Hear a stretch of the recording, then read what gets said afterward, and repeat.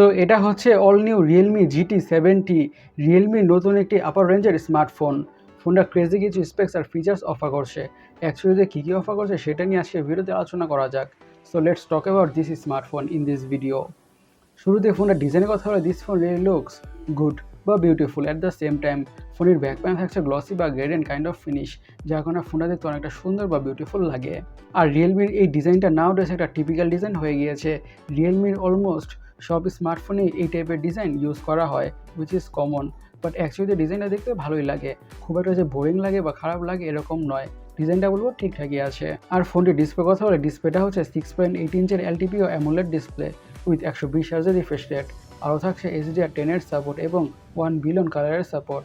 আরও থাকছে 6000 নিটসের পিক বা ম্যাক্স ব্রাইটনেস।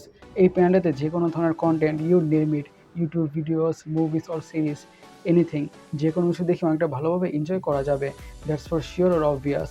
আর হাই রিফ্রেশ রেট থাকার ফলে গেমিং করে, স্ক্রোলিং করে অনেক বেশি স্মুথনেসের ফিল তো পাওয়া যাবেই। আর যেহেতু থাকছে 6000 নিটসের পিক বা ম্যাক্স ব্রাইটনেস, তার মানে হচ্ছে আউটডোর ভিজিবিলিটি অনেকটাই ভালো হতে যাচ্ছে। সো ইয়া, ফোনটার ডিসপ্লে নিয়ে আর বেশি কথা বাড়াচ্ছি না।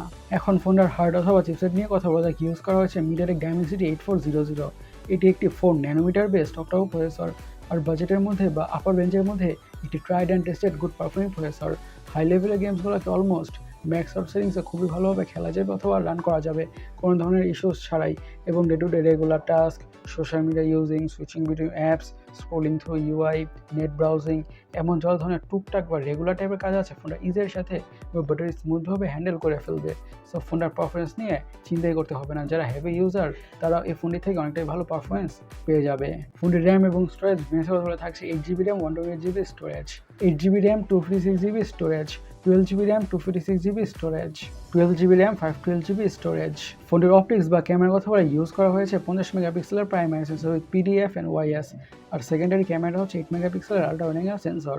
আর ফোনটা ইউজ করা হয়েছে 32 মেগাপিক্সেলের সেলফি ক্যামেরা। আর রিয়েলমির স্মার্টফোনগুলোর পিকচার কোয়ালিটি আর ভিডিও কোয়ালিটি ইন জেনারেলি অনেকটাই ভালো হয়ে থাকে। সো এই ফোনটি থেকে অনেকটা ভালো কোয়ালিটির পিকচার আর ভিডিওসই পাওয়া যাবে। পিকচার কোয়ালিটি থেকে বা ভিডিও কোয়ালিটি থেকে একেবারে ডিসঅ্যাপয়েন্টেড হতে হবে না, দ্যাটস ফর শিওর আর অবভিয়াস। ফোনটিতে আরও থাকছে ডুয়াল স্টুডিও স্পিকার্স।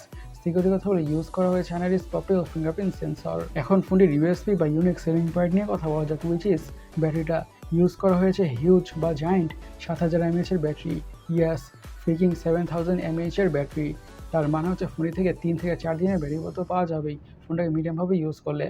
আর ফোনটিকে চার্জ করার জন্য ইউজ করা হয়েছে 120 ওয়াট। ইয়াস, ফ্রিকিং 120 ওয়াটের ফাস্ট চার্জিংয়ের সাপোর্ট। 120 ওয়াটের ফাস্ট চার্জার দিয়ে ফোনটা ক্রেজি ফাস্ট বা মারাত্মক ফাস্ট ফুল চার্জ হয়ে যাবে। ফোনের কালার ভেরিয়েন্টসের কথা বলে এসব কালার ভেরিয়েন্টে পাওয়া যাবে। গাইস, আপনাদের কাছে স্মার্টফোনটা কেমন লেগেছে অবশ্যই কমেন্ট সেকশনে কমেন্ট করে জানাবেন। আর আমাদের আজকের ভিডিওটি এই পর্যন্তই। আমি সৈকত, সাইনিং আউট।